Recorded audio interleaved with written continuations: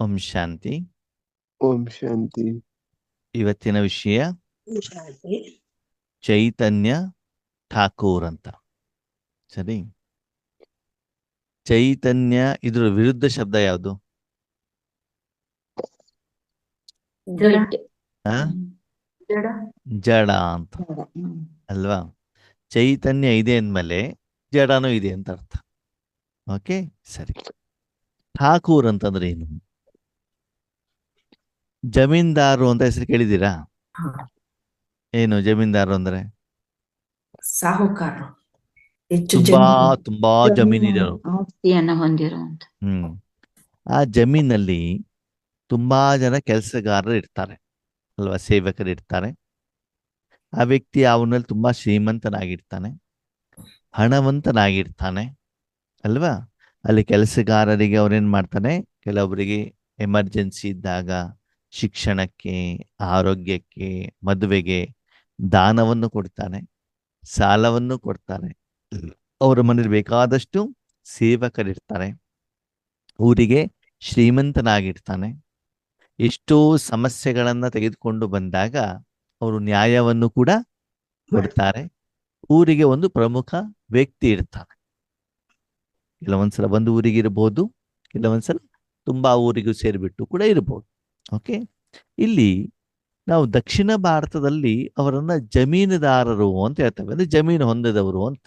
Okay, ಅದನ್ನೇ ಉತ್ತರ ಭಾರತದಲ್ಲಿ ಅವರಿಗೆ ಠಾಕೂರ್ ಅಂತ ಹೇಳ್ತಾರೆ. ಏನ್ ಹೇಳ್ತಾರೆ? ಠಾಕೂರ್. ಠಾಕೂರ್ ಅಂತಂದ್ರೆ ಊರಿನಲ್ಲಿ ಇರುವಂತ ಒಬ್ಬ ಶ್ರೀಮಂತ ವ್ಯಕ್ತಿ. ಕೆಲವೊಬ್ಬರು ಸರ್ನೇಮು ಕೂಡ ಇರ್ತದೆ. ಅದೇ ವಿಶೇಷವಾಗಿ ಠಾಕೂರ್ ಅಂತ, ಉದಾಹರಣೆಗೆ ನಮ್ಮ ಶಾರೀರಿಕವಾದಂಥ ಒಂದು ಸರ್ನೇಮ್ ಶಾನ್ಭಾಗ್ ಅಂತ, ಸರಿನಾ? ಆದರೆ ವೃತ್ತಿಯಿಂದ ಶಾನ್ಭೋಗರು ಅಂತಾನು ಹೇಳ್ತಾರೆ. ವೃತ್ತಿಯಿಂದ ಮಾಡೋರಿಗೇನು, ಗ್ರಾಮ ಪಂಚಾಯತಿಯಲ್ಲಿ ಕೆಲಸ ಮಾಡ್ತಾರಲ್ಲ, ಲೆಕ್ಕ ಬರೀತಾರೆ, ಅವ್ರಿಗೆ ಶಾನ್ಭೋಗರು, ಅವರು ಪ್ರೊಫೆಷನಲ್. ಓಕೆ, ನಮ್ದು ಇದು ಸರ್ನೇಮ್. ಹಾಗೆ ಠಾಕೂರ್ ಹೇಳುವಂತ ಮೂಲ ಉದ್ದೇಶ ಏನು ಅಂತಂದ್ರೆ, ಅಲ್ಲಿ ಒಬ್ಬ ಊರಿನ ಒಬ್ಬ ಪ್ರಮುಖ ವ್ಯಕ್ತಿ, ಶ್ರೀಮಂತ ವ್ಯಕ್ತಿ, ಯಾರಿಗೆ ಕಷ್ಟದ ಸಮಯದಲ್ಲಿ ಅವಶ್ಯಕತೆ ಇದೆಯೋ ಅವರಿಗೆ ಹಣವಾಗ್ಲಿ, ವಸ್ತುವಾಗ್ಲಿ, ದವಸ ಧಾನ್ಯಗಳಾಗ್ಲಿ, ಬಟ್ಟೆಗಳನ್ನಾಗ್ಲಿ ಕೊಡೋದರ ಮೂಲಕ ಅವರಿಗೆ ಸಹಯೋಗವನ್ನ ಮಾಡುವಂಥದ್ದು. ಹೆಚ್ಚಿನ ಜನ ಅವರ ಹತ್ರ ಕೆಲಸದಲ್ಲಿರ್ತಾರೆ, ಜಮೀನಲ್ಲಿರ್ಬೋದು, ಮನೆಯಲ್ಲಿರ್ಬೋದು, ಡ್ರೈವರ್ ಆಗ್ಬಿಟ್ಟಿರ್ಬೋದು ಅಲ್ವಾ. ಅವನು ಯಾವಾಗಲೂ ಶ್ರೀಮಂತವಾಗಿರ್ತಾನೆ. ಅವ್ರಿಗೇನು ಹೇಳಲಾಗತ್ತೆ?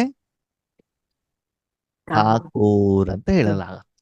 ಅಂದ್ರೆ ಲೌಕಿಕದಲ್ಲಿ ಅದರ ಅರ್ಥ ಏನಿದೆ ಅಂತ ಮೊದಲು ತಿಳ್ಕೊಂಡು ಆಮೇಲೆ ನಾವು ಆಧ್ಯಾತ್ಮಿಕತೆಗೆ ಬರಬೇಕು ಆದ್ಮೇಲೆ.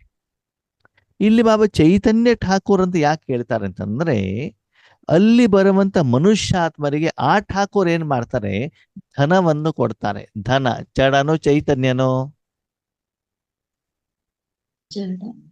ಜಡ. ಸರಿ. ದವಸ ಧಾನ್ಯಗಳು,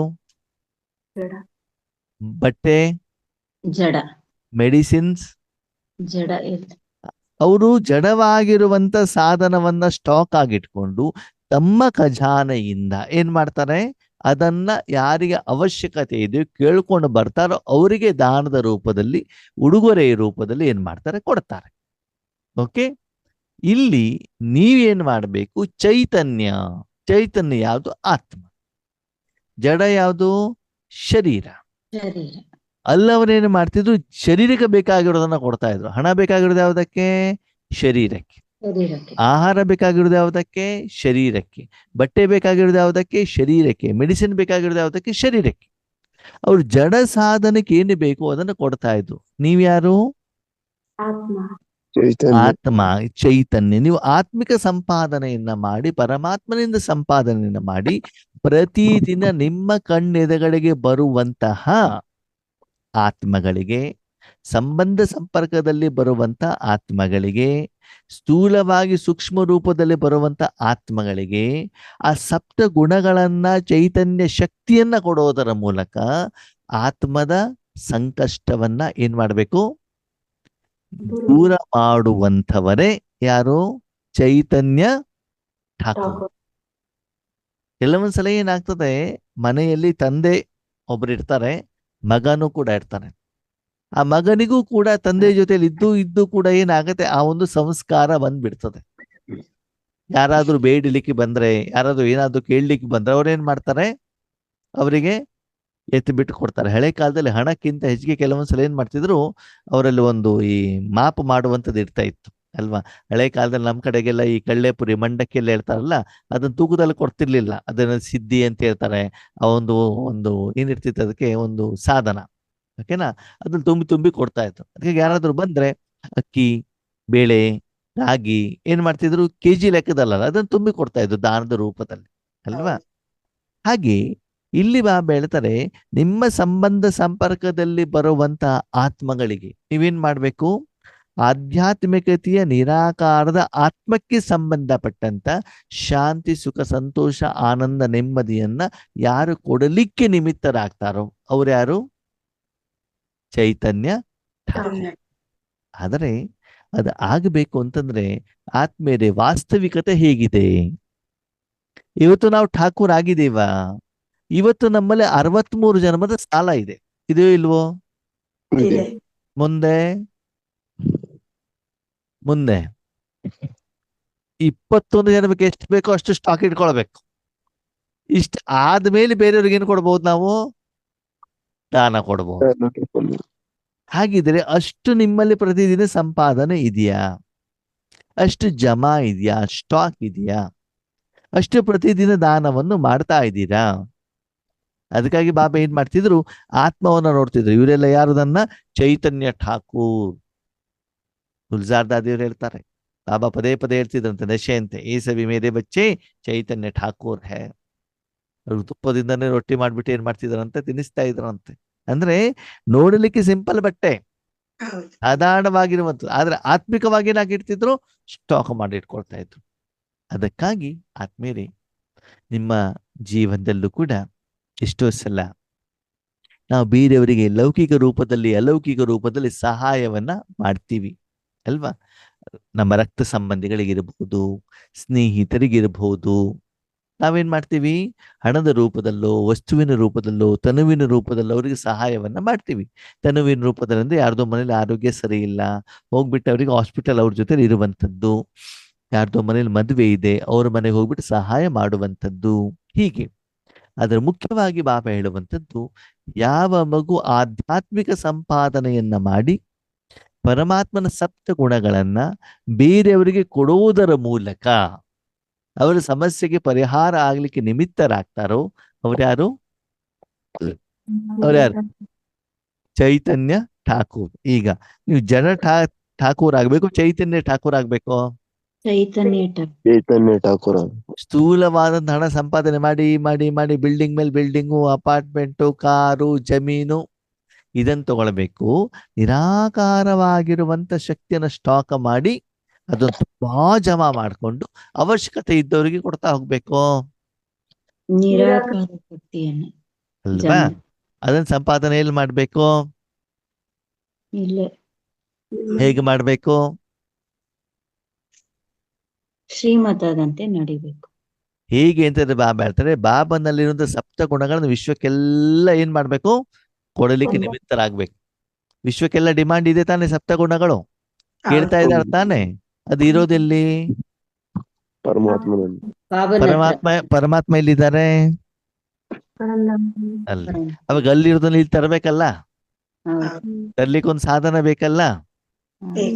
ಸಾಧನ ಯಾರು? ನಿಮ್ಮ ಮನಸ್ಸು. ನಿಮ್ಮ ಮನಸ್ಸು.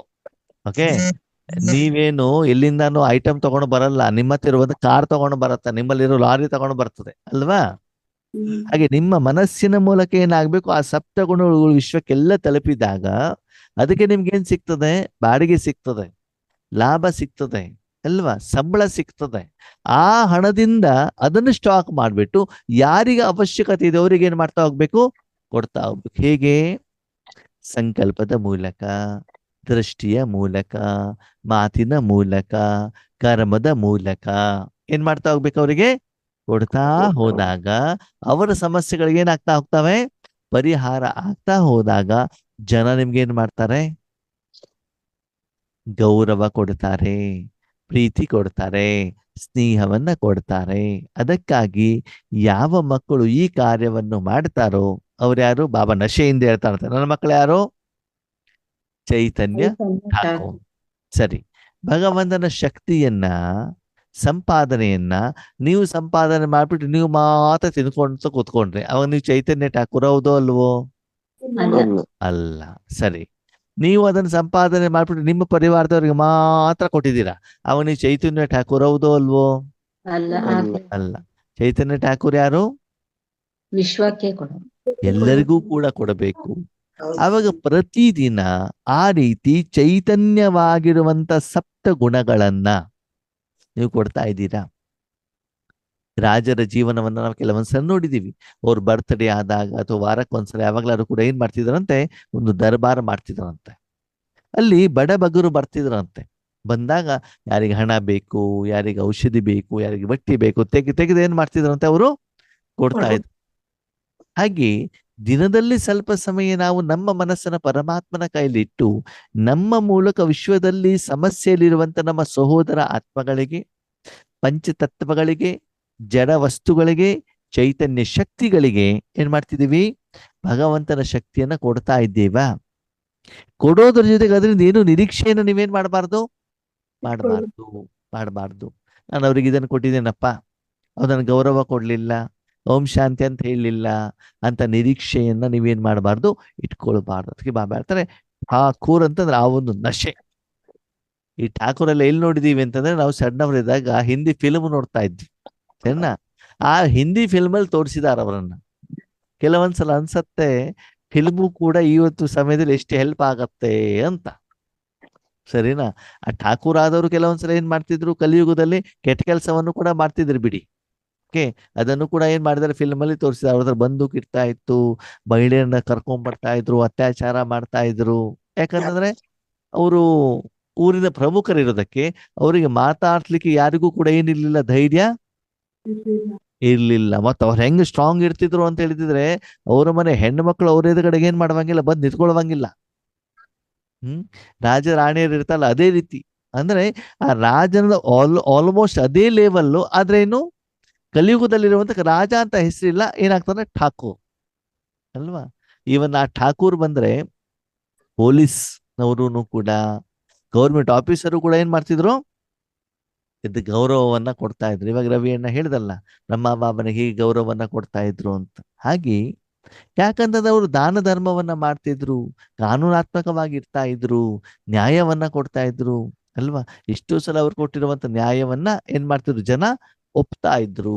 ಅವರಲ್ಲಿ ಆ ಒಂದು ಶಕ್ತಿ ಇರ್ತಾ ಇತ್ತು. ಹಾಗೆ ನೀವೇನ್ ಮಾಡ್ಬೇಕು, ನಿರಾಕಾರದ ರೂಪದ ಶಕ್ತಿಯನ್ನ ಅವಶ್ಯಕತೆ ಇರುವಂತ ಆತ್ಮಗಳಿಗೆ ನೀವೇನ್ ಮಾಡ್ಬೇಕು, ಕೊಟ್ಟಾಗ ನೀವೇನಾಗ್ತೀರಿ, ಚೈತನ್ಯ ಠಾಕೂರ್ ಆಗ್ತೀರಿ, ಆಗಬೇಕು. ಇವತ್ತೇನಾಗಿದ್ದೀವಿ ರೀ?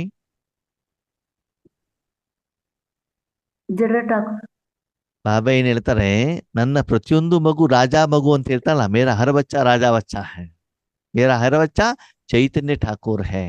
ಚೈತನ್ಯ ಠಾಕೂರ್ ಕೊಡೋರು ತಗೊಳ್ಳೋರು? ಕೊಡೋರು.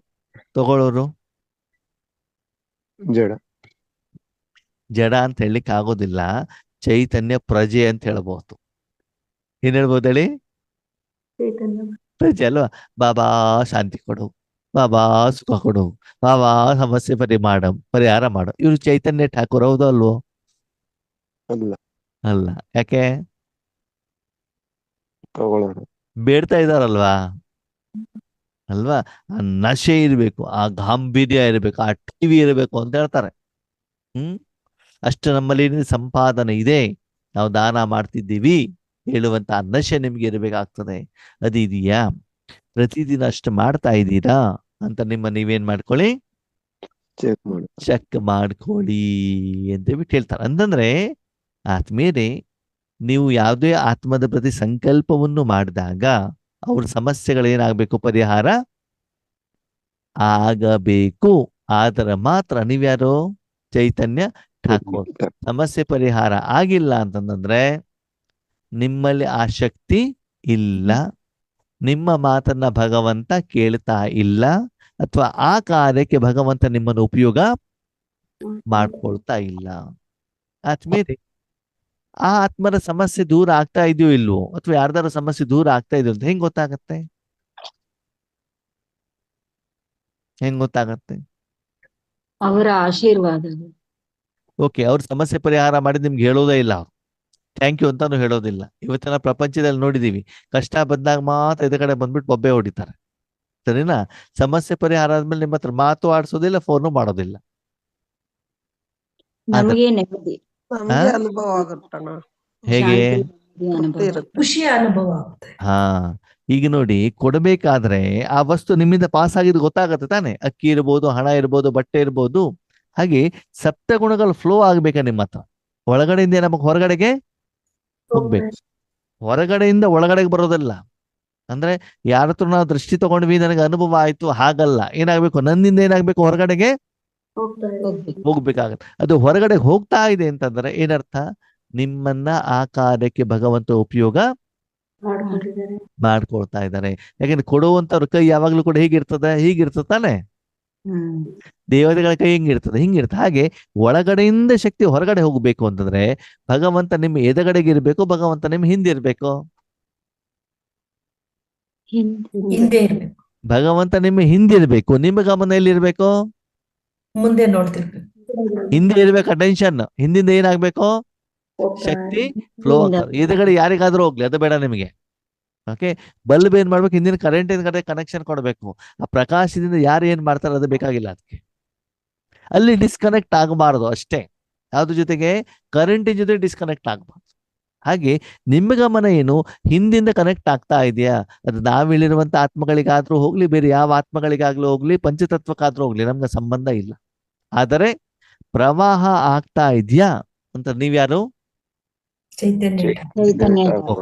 ಓಕೆ, ಬಾಬಾ ಯಾಕೆ ನಮ್ಗೆ ಚೈತನ್ಯ ಠಾಕೂರ್ ಹೇಳ್ತಾ ಇದ್ದಾರೆ ಅಂತಂದ್ರೆ, ಕೆಲವೊಂದ್ಸಲ ಆತ್ಮೀಯರೇ ನಾವೇನ್ ತಪ್ಪು ಮಾಡ್ತೀವಿ ಗೊತ್ತಾ? ನಾವು ಬಾಬನಿಗೆ ಹೇಳ್ಬಿಟ್ಟು, ಬಾಬಾ ನಾ ತುಂಬಾ ಹಣ ಸಂಪಾದನೆ ಮಾಡ್ಬೇಕಪ್ಪ ಅಂತ ಹೇಳ್ಬಿಟ್ಟು ಸಂಪಾದನೆಯನ್ನು ಮಾಡಿ ಹಣವನ್ನ, ವಸ್ತುವನ್ನ ದಾನ ಮಾಡೋ ಕಡೆ ಗಮನವನ್ನ ಕೊಡ್ತೀವಿ. ಈಗ ನೀವು ಒಂದು ಕಡೆ ಕೂತ್ಕೊಂಡ್ಬಿಟ್ಟು ತಪಸ್ಸು ಮಾಡ್ಬಿಟ್ಟು ನಿರಾಕಾರ ಶಕ್ತಿಯನ್ನ ವಿಶ್ವಕ್ಕೆ ಕೊಡೋದು ಉತ್ತಮನೋ, ಅದೇ ಸಮಯವನ್ನು ಸ್ಥೂಲ ಸಂಪಾದನೆ ಮಾಡಿಬಿಟ್ಟು ಆ ಸಂಪಾದನೆಯನ್ನ ವ್ಯಕ್ತಿಗೋ, ಸೇವಾ ಕೇಂದ್ರಕ್ಕೋ, ಬಿಲ್ಡಿಂಗಿಗೋ ಕೊಡೋದು ಉತ್ತಮನೋ? ನಿರಾಕಾರ ಸಂಪಾದನೆ ಕೊಡೋದು ಒಳ್ಳೆ ಅಲ್ವಾ? ಈಗ ನಿರಾಕಾರ ಸಂಪಾದನೆ ನಿಮ್ಮ ಹತ್ತಿರ ಆತ್ಮೀಯರು ಏನಾಗತ್ತೆ ಗೊತ್ತಾ? ಲೌಕಿಕದವರು ಕೂಡ ಯಾರ ಯೋಗ ಮಾಡ್ಲಿಕ್ಕೆ ಬರಲ್ವಲ್ಲ, ಯಾರು ಭಕ್ತಿ ಮಾರ್ಗದಲ್ಲಿ ಇರ್ತಾರಲ್ಲ, ಅವರು ಮುಂದೆ ಬಂದ್ಬಿಟ್ಟು ನಾವು ಸಿಮೆಂಟ್ ಕೊಡ್ತೀವಿ, ಜಲ್ಲಿ ಕೊಡ್ತೀವಿ, ಆಮೇಲೆ ಏನ್ ಕೊಡ್ತೀವಿ? ದಾನ ಕೊಡ್ತೀವಿ, ಟೈಲ್ಸ್ ಗಳನ್ನ ಕೊಡ್ತೀವಿ ಅಂತ ಬಿಟ್ಟು ಅವರು ರೆಡಿ ಆಗ್ತಾರೆ. ಆದ್ರೆ ಅವರು ಶಾಂತಿ, ಸುಖ, ಸಂತೋಷ, ನೆಮ್ಮದಿ ಕೊಡ್ಲಿಕ್ಕೆ ಆಗೋದಿಲ್ವಲ್ಲ. ಅದಕ್ಕಾಗಿ ಇವತ್ತು ಬೆಳೆದ ಟೈಮ್ ವೇಸ್ಟ್ ಮಾಡಬೇಡಿ. ಸ್ಥೂಲ ಧನ ಸಂಪಾದನೆ ಮಾಡೋದಕ್ಕೆ ಹೋಗೋದು ಬೇಡ. ನೀವು ಯಾವ್ದಕ್ಕೆ ಹೋಗಿ? ನಿರಾಕಾರ ಸಂಪಾದನೆಯನ್ನ ಮಾಡಿ ನಿರಾಕಾರ ಸಂಪಾದನೆಯನ್ನ ಕೊಡಲಿಕ್ಕೆ ನೀವು ನಿಮಿತ್ತರಾಗಿ ಅದರ ಕಡೆಗೆ ಹೆಚ್ಚಿನ ಗಮನವನ್ನ ಕೊಡಿ. ನೀವು ಆ ರೀತಿ ಸಂಕಲ್ಪವನ್ನು ಮಾಡಿದಾಗ, ಓಕೆ, ಯಾವ್ದೊಂದು ಸೇವಾ ಕೇಂದ್ರ ಆಗೋದಿದೆ ಬಾಬಾ, ಆ ಸೇವಾ ಕೇಂದ್ರ ಆಗ್ಲಿ ಅಂತ ಸಂಕಲ್ಪ ಮಾಡಿದ್ರೆ ಯಾವುದೋ ಆತ್ಮಗಳು ಬಂದ್ಬಿಟ್ಟು ಸ್ಥೂಲವಾಗಿ ಏನ್ ಮಾಡ್ತಾರೆ? ಅಲ್ಲಿ ಸೇವೆಯನ್ನ ಮಾಡುವಂತ ಸಾಧ್ಯತೆಗಳು ಇರ್ತವೆ. ಮಾಡೇ ಮಾಡ್ತಾರೆ ಅಂತಲ್ಲ, ಮಾಡುವಂತ ಸಾಧ್ಯತೆಗಳು ಇರ್ತವೆ. ಹಾಗಂತ ನಾವು ಅವ್ರ ಮನೆ ಬಾಗಿಲಿಗೆ ಹೋಗ್ಬಿಟ್ಟು ನೀವು ಸಿಮೆಂಟ್ ಕೊಡಿ, ಮರಳು ಕೊಡಿ ಅಂತ ಏನ್ ಮಾಡ್ಬಾರ್ದು? ಕೇಳಬಾರ್ದು. ಕೇಳ್ಬೇಕಾ? ಬೇಡಬಾರದು. ಬೇಡಬಾರ್ದು. ಮಾಂಗನೇಸೆ ಮರಣ ಫಲ. ಅವರಾಗಿ ಅವ್ರು ತಂದು ಕೊಟ್ರೆ ಭಗವಂತನ ಪ್ರೇರಣೆ ಇದ್ದ, then it is okay, no problem. ಅದ ನಾವಾಗ್ಬಿಟ್ಟು ಏನ್ ಮಾಡ್ಬಾರ್ದು? ನಾವೆಂದು ಕೂಡ ಕೇಳಬಾರ್ದು. ನಿಮ್ಗೆ ಏನೇ ಬೇಕು ಅಂತ ನೀವು ಯಾರ ಹತ್ರ ಕೇಳ್ಬೇಕು? ಬಾಬನ ಹತ್ರ ಕೇಳಬೇಕಾಗ್ತದೆ. ಅವ್ರು ತಂದು ಕೊಟ್ಟಿರೋದನ್ನು ಕೂಡ ಬಾಬನಿಗೆ ಅರ್ಪಣೆ ಮಾಡ್ಬಿಟ್ಟು ಆಮೇಲೆ ಏನ್ ಮಾಡ್ಬೇಕಾಗತ್ತೆ? ಈಶ್ವರಿ ಸೇವೆಗೆ ನೀವು ಉಪಯೋಗವನ್ನ ಮಾಡ್ಬೇಕಾಗ್ತದೆ. ಅದಕ್ಕಾಗಿ ಬಾಬನ ಪ್ರಶ್ನೆ, ಪ್ರತಿದಿನ ಚೈತನ್ಯವಾಗಿ ಬೇರೆಯವರಿಗೆ ಈಶ್ವರಿ ಶಕ್ತಿಯನ್ನ ಕೊಡುವುದರ ಮೂಲಕ ನಿಮ್ಮ ಒಂದು ಸಂಸಾರವನ್ನ, ಯಾವುದು ಸಂಸಾರ ನಮ್ದು? ಈಶ್ವರಿ. ವಿಶ್ವನೇ ನಮ್ಮ ಸಂಸಾರ ಅಲ್ವಾ? ಆ ವಿಶ್ವಕ್ಕೆ ಬೇಕಾಗಿರುವಂತ ಶಕ್ತಿಯನ್ನ ಕೊಟ್ಟು ಅದಕ್ಕೆ ನೀವು ರಾಜನಾಗಿದ್ದೀರಾ.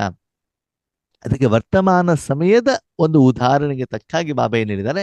ಠಾಕೂರ್ ಅಂತ ಹೇಳಿದ್ದಾರೆ. ಅದಕ್ಕೆ ನೀವೇನ್ ಮಾಡ್ಕೊಳ್ಳಿ? ಚೆಕ್ ಮಾಡ್ಕೊಳ್ಳಿ. ಓಕೆ, ಇಲ್ಲಿ ಚೈತನ್ಯ ಠಾಕೂರ್ ಅಂತಂದ್ರೆ ಕೇವಲ ಬ್ರಹ್ಮ ಬಾಬಾ ಅಷ್ಟೇ ಅಲ್ಲ, ನಾವು ಕೂಡ ಏನಾಗಿದ್ದೀವಿ? ಚೈತನ್ಯ ಠಾಕೂರ್ ಆಗಿದ್ದೀವಿ. ಓಕೆ, ಸತ್ಯಯುಗ ತ್ರೇತಾಯುಗದಲ್ಲಿ ಏನು ರಾಜರು ಅಂತ ಹೇಳ್ತಾರೆ, ದ್ವಾಪರ ಯುಗದಲ್ಲಿ ಏನು ರಾಜರು ಅಂತ ಹೇಳ್ತಾರೆ, ಸಣ್ಣ ಸಣ್ಣ ರಾಜರಿಗೆ ಏನ್ ಹೇಳ್ತಾರೆ, ಏನ್ ಹೇಳ್ತಾರೆ ಅದಕ್ಕೆ, ಸೀಮಂತ ರಾಜರು ಅಂತ ಬಿಟ್ಟು ಏನೋ ಒಂದು ಹೇಳ್ತಾರೆ. ಸರಿನಾ? ಹಾಗೆ ಆ ಠಾಕೂರ್ ಅಂದ್ರೆ ಸಣ್ಣ ಸಣ್ಣ ಸಣ್ಣ ಸಣ್ಣ ಏರಿಯಾದಲ್ಲಿ ಇರುವಂತವ್ರು. ಸಾಮಂತ ರಾಜ. ಆ ಸಾಮಂತ ರಾಜ. ಹಾಗೆ ಠಾಕೂರ್ ಅಂದ್ರೆ ಕೆಲವೊಂದು ಏರಿಯಾದಲ್ಲಿ ಇರುವಂಥವ್ರು, ಒಂದು ಊರು, ಒಂದು ಹಳ್ಳಿ, 2 ಹಳ್ಳಿ, 5 ಹಳ್ಳಿ, ಹೀಗೆ ಅವರವರ ಆ ವ್ಯಾಪ್ತಿ ಪ್ರದೇಶದಲ್ಲಿ ಇರುವಂತ ಒಂದು ಶ್ರೀಮಂತ ವ್ಯಕ್ತಿ. ಅಂದ್ರೆ ಜನರಿಗೆ ಕೆಲಸನೂ ಕೊಡ್ತಾರೆ, ಜನರ ಕಷ್ಟನೂ ಕೂಡ ದೂರ ಮಾಡ್ತಾರೆ, ಅವ್ರಿಗೆ ಅವಶ್ಯಕತೆ ಇದ್ದಾಗ ದಾನ ಧರ್ಮನೂ ಕೂಡ ಮಾಡ್ತಾರೆ, ನ್ಯಾಯವನ್ನು ಕೂಡ ಕೊಡ್ತಾರೆ, ತಮ್ಮ ಸಂಪಾದನೆಯನ್ನು ಬೇರೆಯವ್ರಿಗೆ ಏನು ಮಾಡ್ತಾರೆ, ದಾನ ಮಾಡ್ತಾರೆ. ಹಾಗೆ ನೀವೇನಾಗ್ಬೇಕು ಸಂಗಮಯುಗದಲ್ಲಿ? ಜಡ ಠಾಕೂರ್ ಆಗ್ಬೇಕು, ಚೈತನ್ಯ ಠಾಕೂರ್ ಆಗ್ಬೇಕು? ಹಾಗಂತ ನಿಮ್ಮ ಹತ್ರ ಧನ ಇದೆ ಕೊಡಬಾರದು ಅಂತಲ್ಲ, ಆದರೆ ಇವತ್ತು ಸ್ಥೂಲ ಧನಕ್ಕಿಂತ ಏನ್ ಮಾಡಿ, ಆಧ್ಯಾತ್ಮಿಕ ಧನದ ಕಡೆಗೆ ಹೆಚ್ಚಿನ ಸಮಯವನ್ನ ಇಡಿ ಅಂತ ಬಾಬಾ ನಮ್ಗೆ ಹೇಳ್ತಿದ್ದಾರೆ. ಓಕೆ, ಅಚ್ಚಾ, ಓಂ ಶಾಂತಿ.